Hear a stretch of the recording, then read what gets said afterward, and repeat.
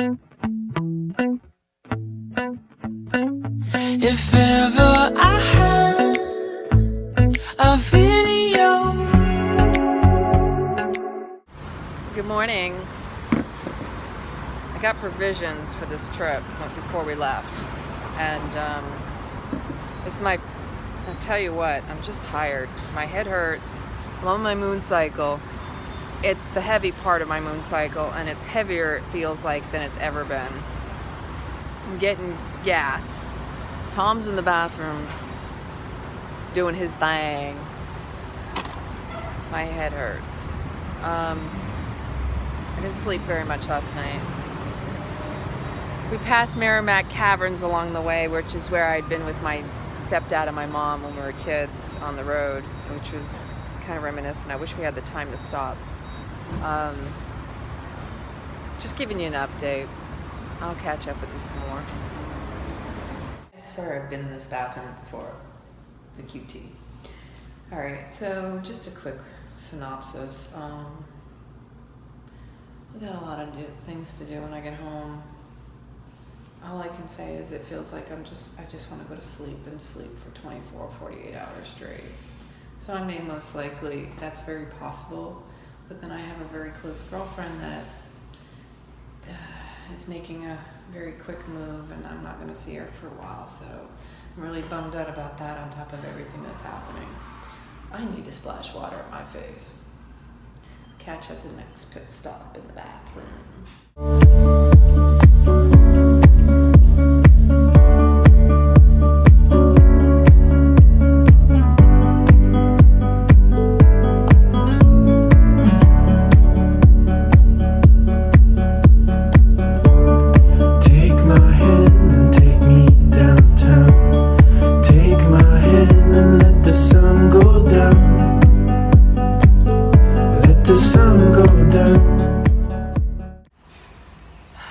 I have such a migraine right now.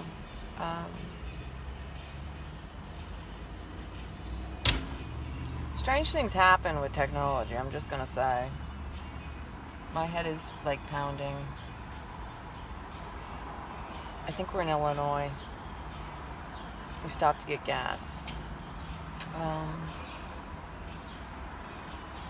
Been reflecting a lot about how relationships grow, and sometimes they split apart during these really difficult times.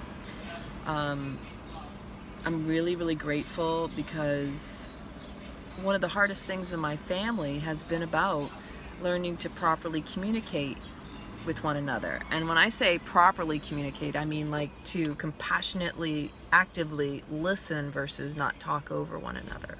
My mother and my father's relationship was always about one octave over the other. I want to be the last one heard. I want to be, overpowering. And it's something that clearly carried over into many of our patterns between me and my sisters and relationships I've had in the past. And it shows the difference between the heart and the ego, and that's what I've learned is that, over these years, I'm going to be 44 here shortly, and I just want to be happy. I don't need to be right all the time. Now, my ego does still pop in, obviously, and it wants to be right at times, but to be totally honest with you, the majority of the times now, it's like, is this important enough to go down that road? Do I just want to be heard? Do I just want to be right? Do I want to just, get my little jab in there? Which, again, the patterns of my parents were about, I'm right, hear me roar. I mean, there was a lot of yelling in my home growing up. Sometimes good, sometimes bad. And I'll be honest, the story behind it, I thought it was because they were passionate, and I thought that's what love was.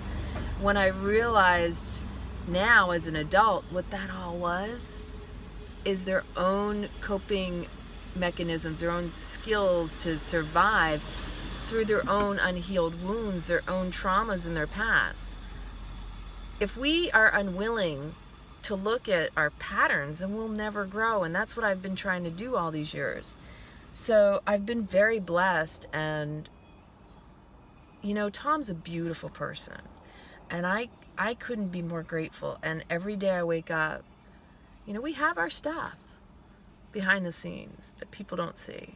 But let me tell you, he's been the biggest blessing in my life, because when I first started playing with them on social media, he was fun, and I saw that playful side, and I'm like, that's me. I want that. That's what I have, right?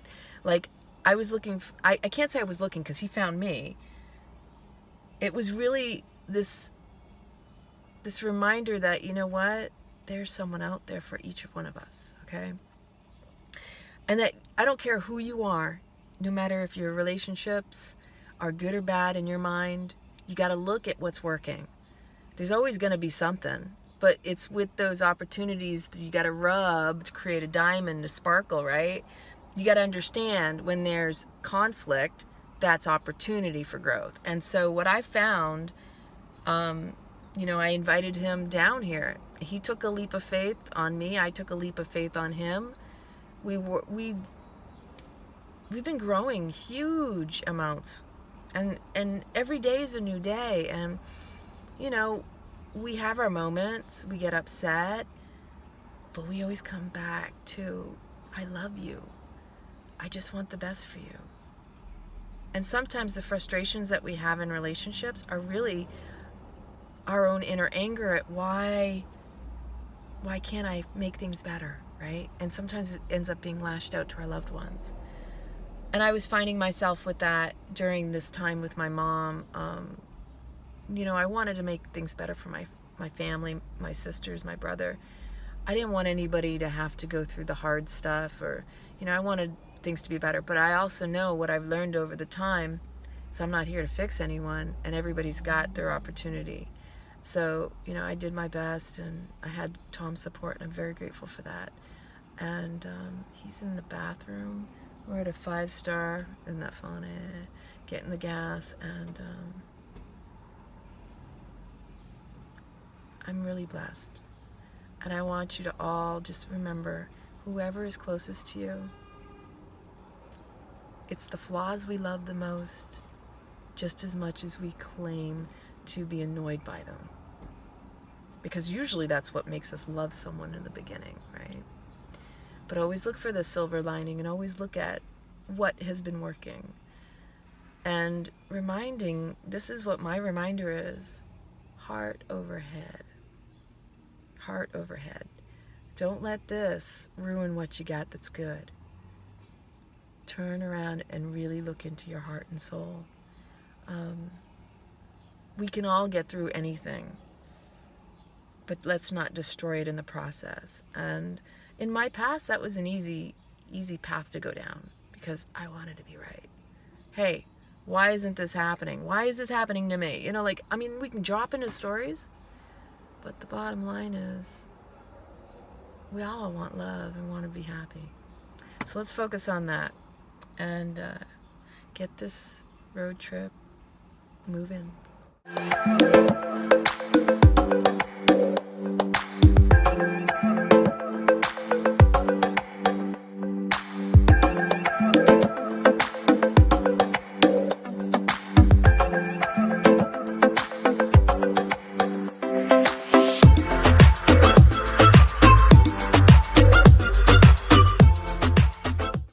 Alright, no bathroom break this time. It was a little bit loud in there. Not to mention, I had to get out. Just saying. Alright, we're fueling up at a Pilot. Can you see it? Pilot. This is another one of those truck stops that when I was a kid, it was Pilot, it was Flying J, and now there's this Love's one. So I'm not sure what that one is, but I like it a lot just because it has love in it. And a big old heart. I'm super tired, I'm exhausted. We're gonna get in about 3 o'clock in the morning. We've already been informed that we might have trouble getting in the house. We'll see. Buddy's there, so we're happy. We're looking forward to seeing our baby. We've been missing the baby, missing Buddy. It's gonna be really nice to sleep in my own bed tonight, sleep in the cloud, the love cloud.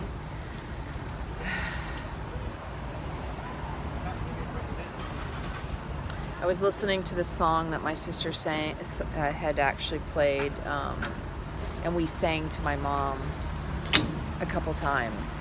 The Ho'oponopono And I was just reflecting on beautiful memories of my mom, and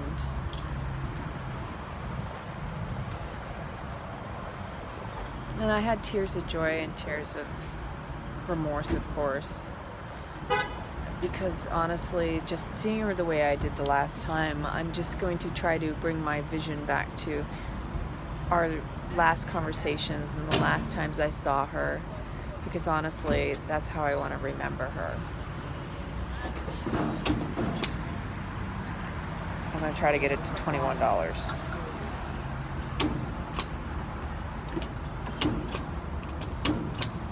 Okay, we got 2088 with 8 gallons. How's that one?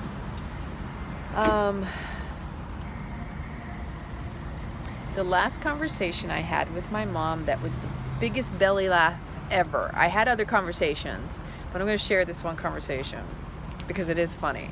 And I had her laughing and she had me laughing. I was sharing with her one time about how I had trouble flushing the toilet. Now, she knows I've suffered with stomach problems, and I don't know if any of y'all out there have had this happen before, but when you can't go to the bathroom, you get so compacted that when you finally do, it's actually surprising what comes out of you. Just saying. And I said, I did not know how I was going to flush it down the toilet because it wasn't breaking up, and it was huge, and it stopped up the toilet, and we just rolled and laughed so hard, and that was the funniest last memory I remember. Yeah, he knows he's coming. Look at the ninja who just arrived. Yummy nastiness. Uh-oh, you're gonna eat that before we get in the car. Yummy nastiness. Y'all didn't see the live. Well, we took down the live. What was I gonna say? You could probably post it on YouTube and take a little intro and outro out, huh? I'd clean it up, yeah. I'm gonna eat this before we get in the car. Why? Smell?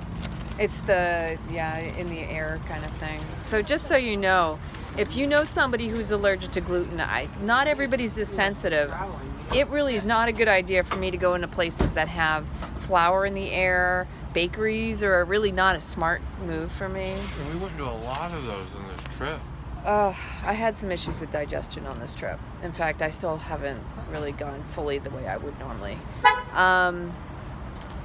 Yeah, these things happen. It's all good. But we'll be back on tonight on regular routine. Blah, blah, blah, blah, We'll be back tonight on regular routine with hydration, tonics, the cloud. I told her she can't take her turban off for 2 weeks. Anyway, this will probably be the last video for tonight because I got nothing left in me. Unless I get really one eye open taking video as I'm driving into. But yeah, tune in for tomorrow's vlog, episode 44. As life continues and a little bit more. What?